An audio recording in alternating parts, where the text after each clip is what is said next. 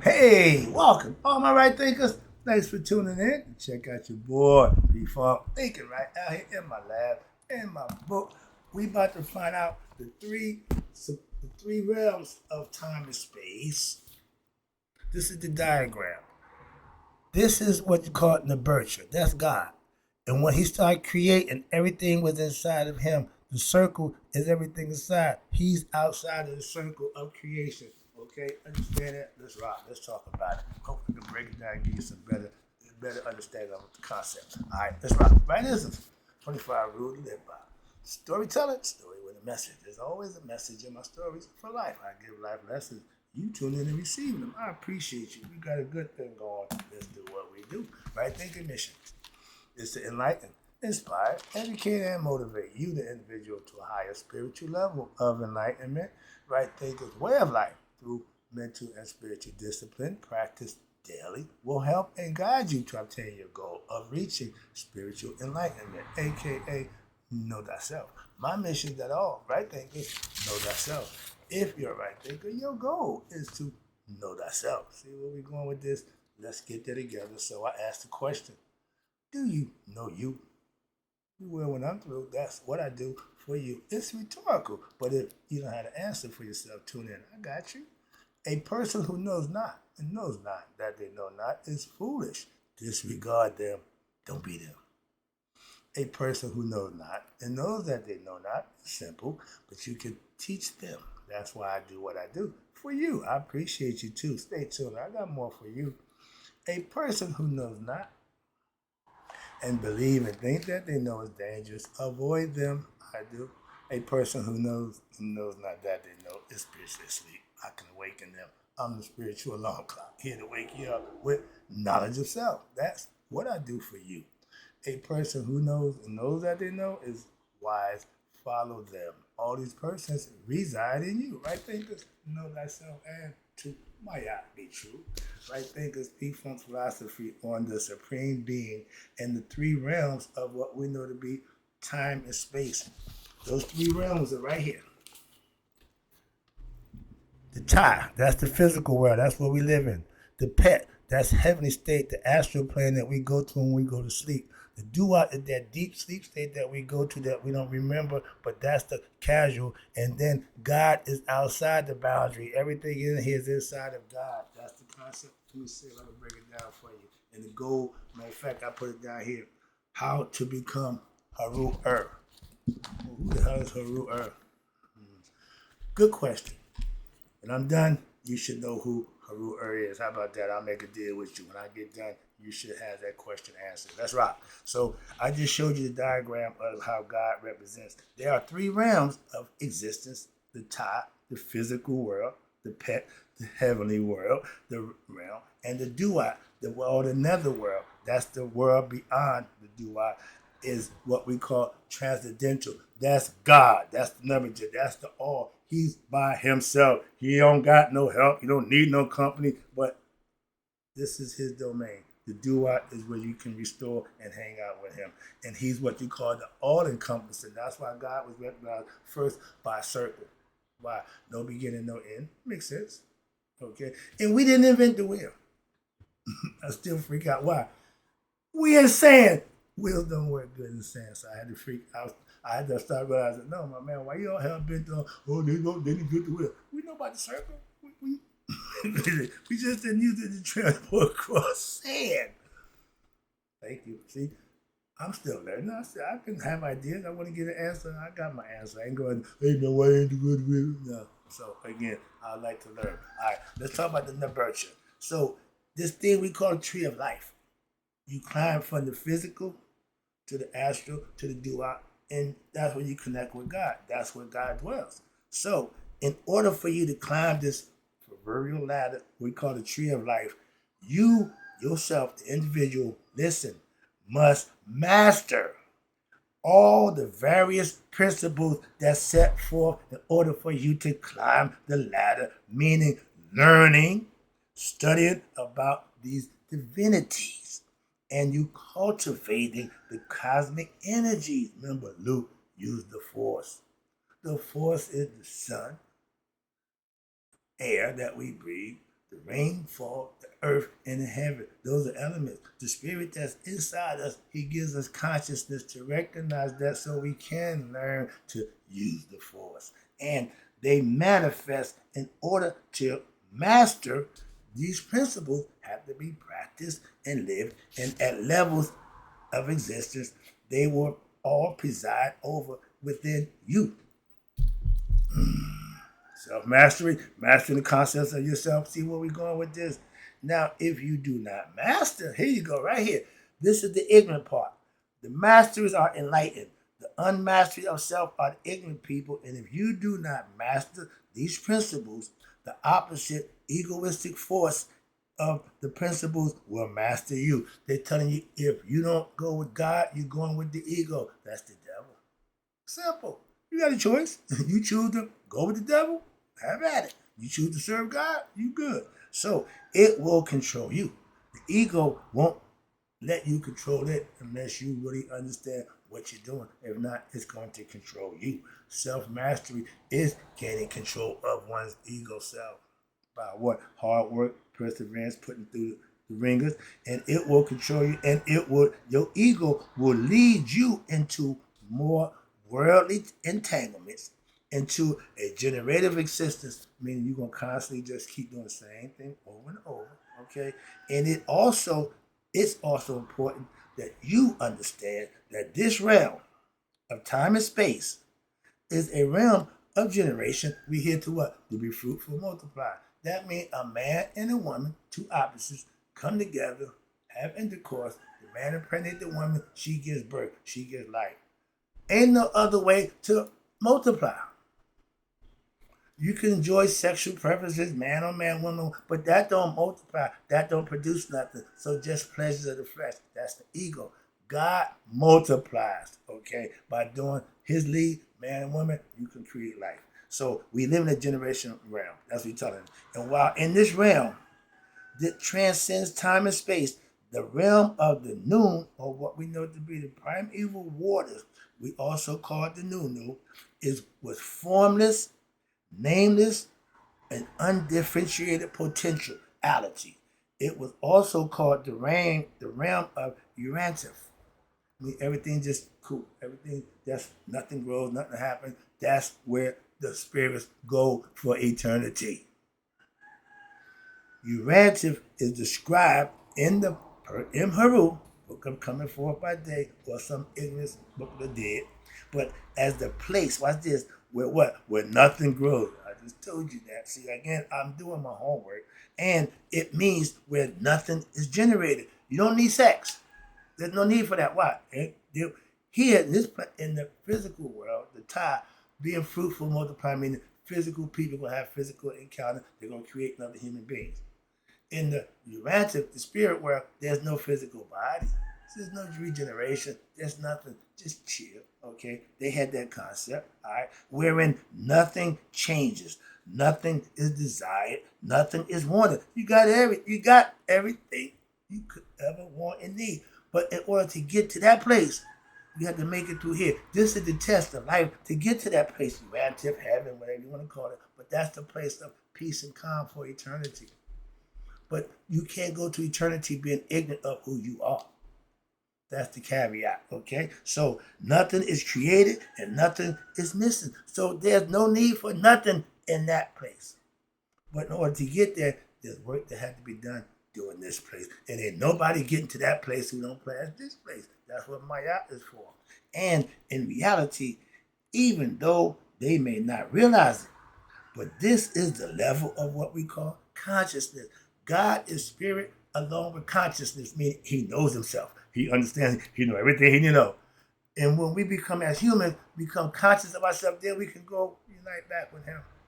That's the concept, okay? This is my philosophical concept. All right? When you start learning and studying, you can have ideas of your own. You can manifest a concept.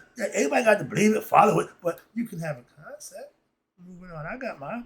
And with consciousness of the divine, God is consciousness. Once you become conscious of him, that's an experience of what? Total fulfillment and contentment.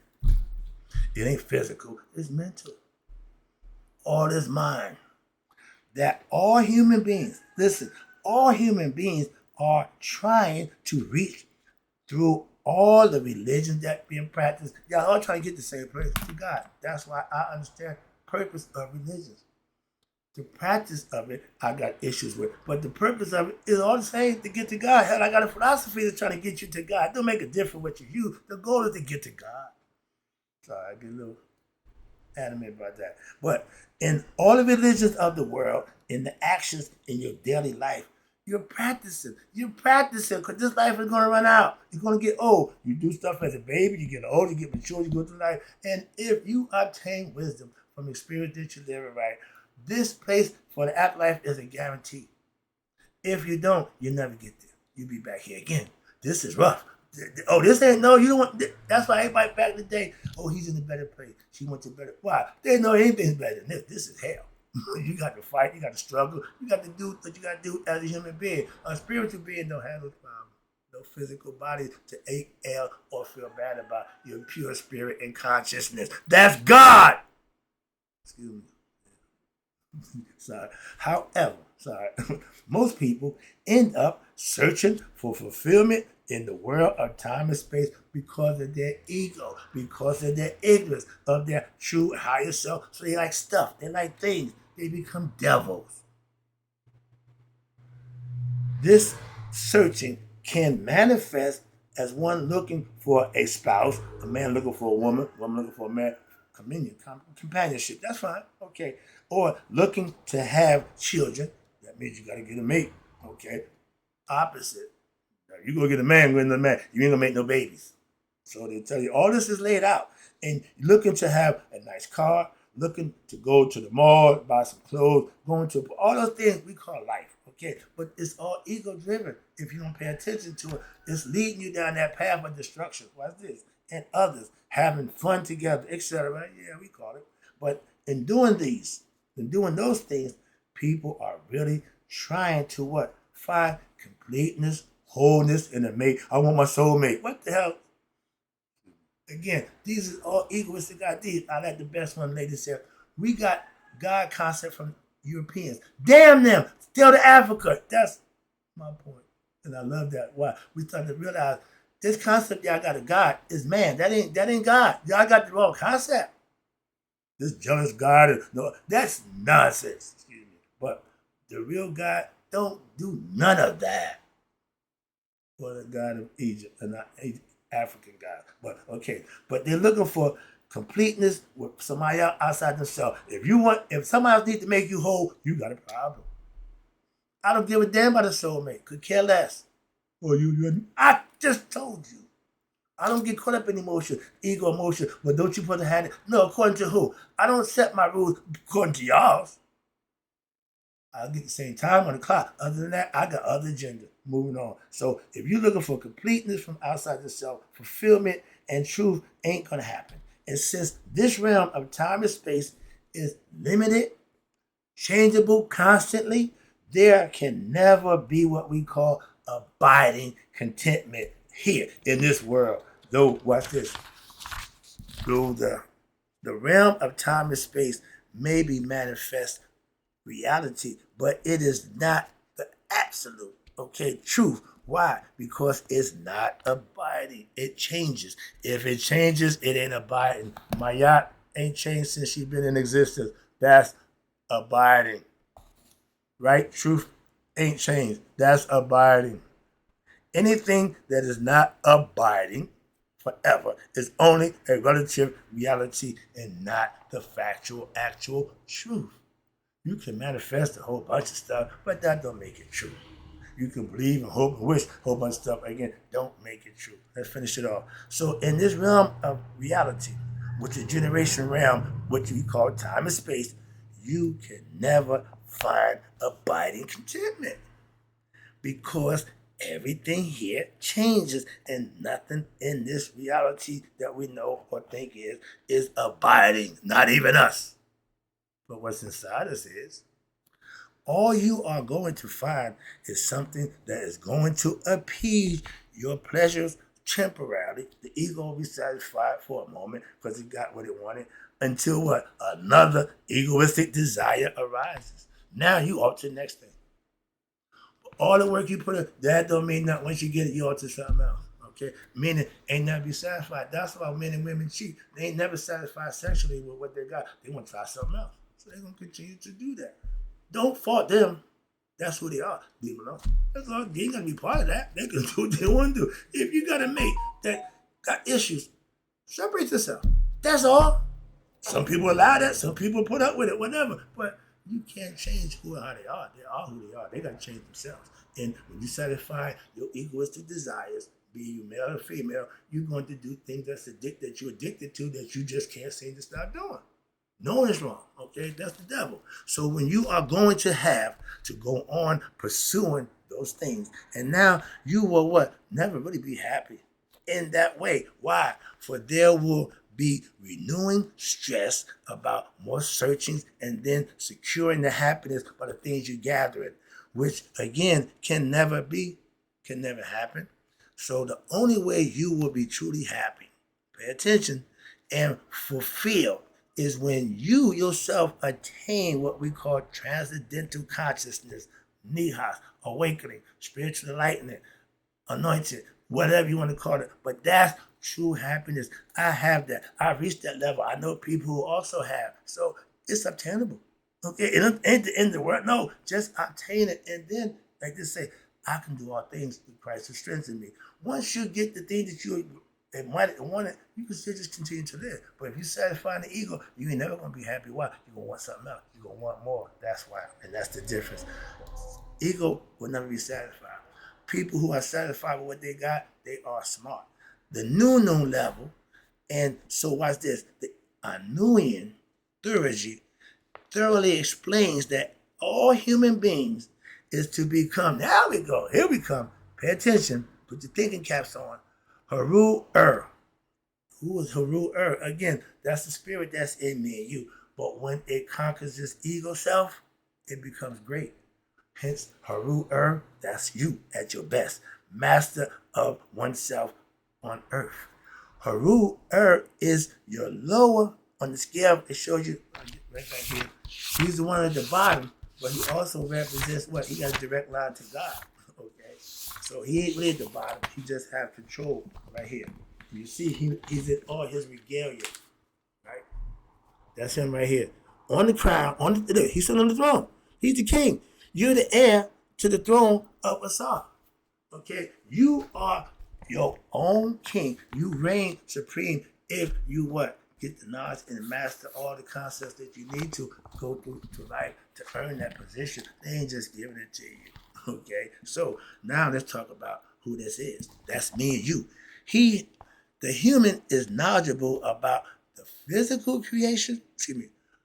No, I missed the whole level. The only way you be happy, okay, Haru-Ur. Haru-Ur is the lowest of the most divinities on the cosmic mystograph or the tree of life. But Haru-Ur represents, you ready, the perfection of an enlightened being, becoming conscious of oneself, reaching that level with knowledge and understanding and putting in the work. He is human and knowledgeable about physical creation, but he also knows Ra and his higher realm of existence, even while living as a human being on earth. The goal is to reach that level before you die. I got a lesson coming up now. Get self-knowledge or die trying. Some people ain't going to reach it, but you should be at least striving for it. So if you die trying, they give you a little, almost like an E for effort, okay? So, but the grossest, which is earth, okay? But he also knows Ra, the higher realms, and we're living as a human being here on earth.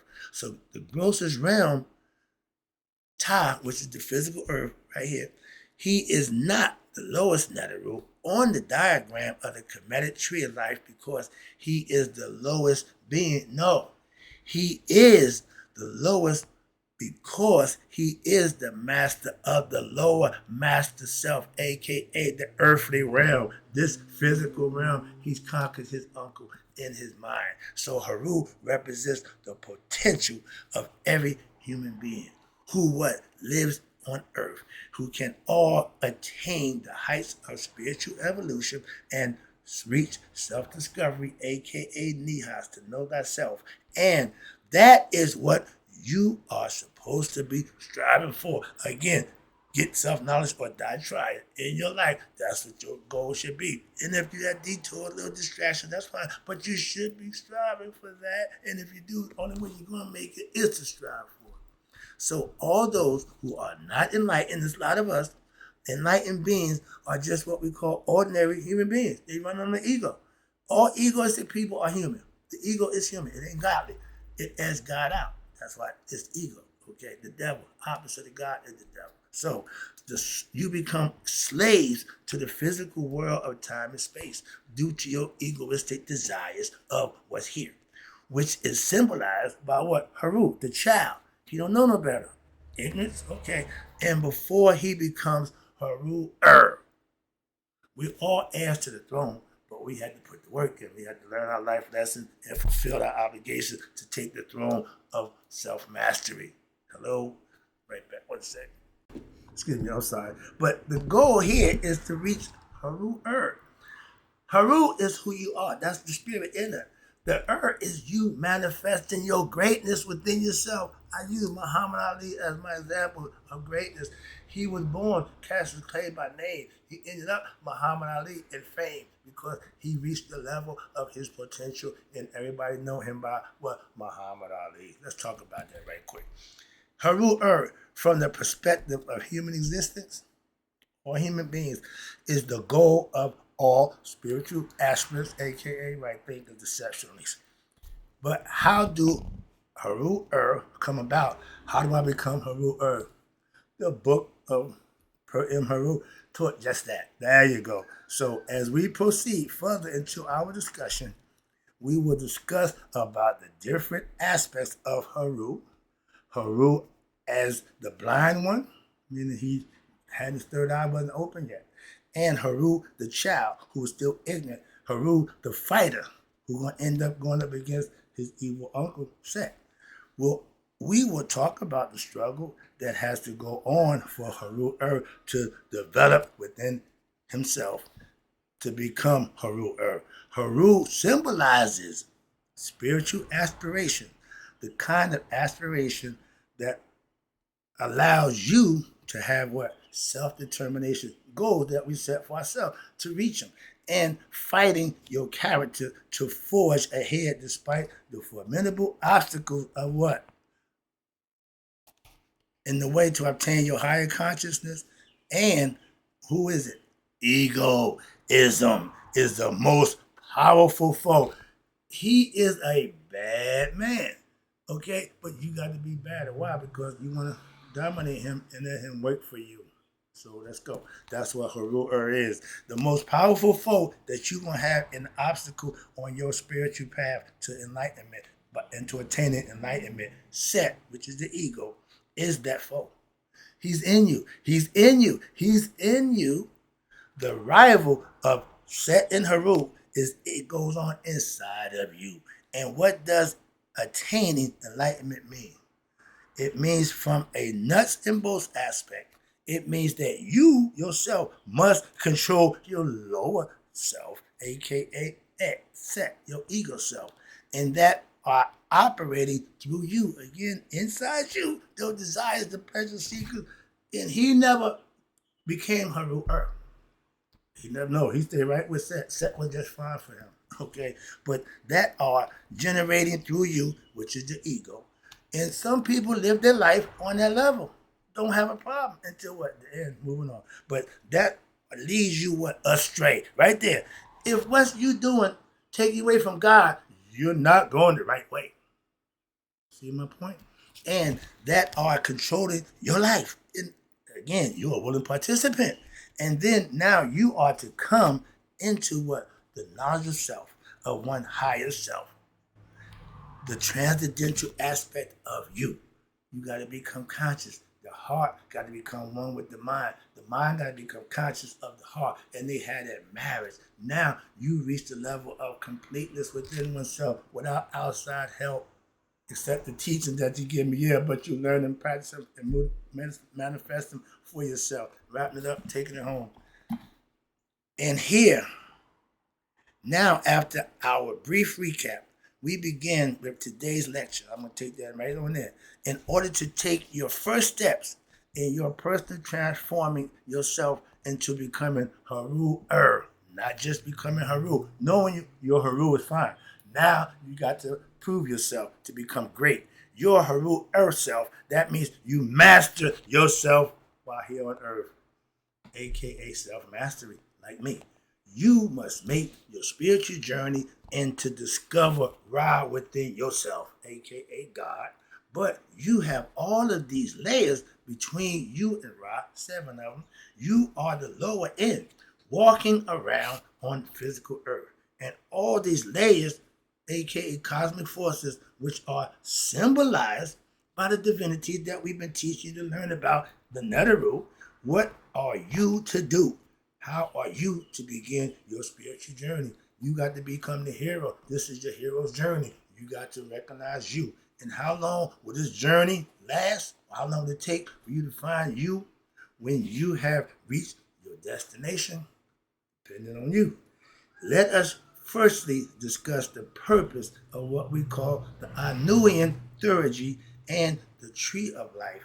Then you will also have insight into the purpose of your life and the proper course that life should be directed towards knowing oneself, knowing thyself, higher self. I'm going to stop right there. Next lesson is what is the purpose of the Anuian theurgy and the Anuian tree of life? What is the goal? Little heads up. Dun, dun, dun, dun. Right there. I'll be back. Right fingers and closing when you all live to be 100 miles a day. So I never know my right fingers who now understand. Woo, I give you a mouthful of information this time. The nurture and the 3 realms of time and space have passed away. It's starting to get good. We on page number 41. Let's rock. I'll be right back.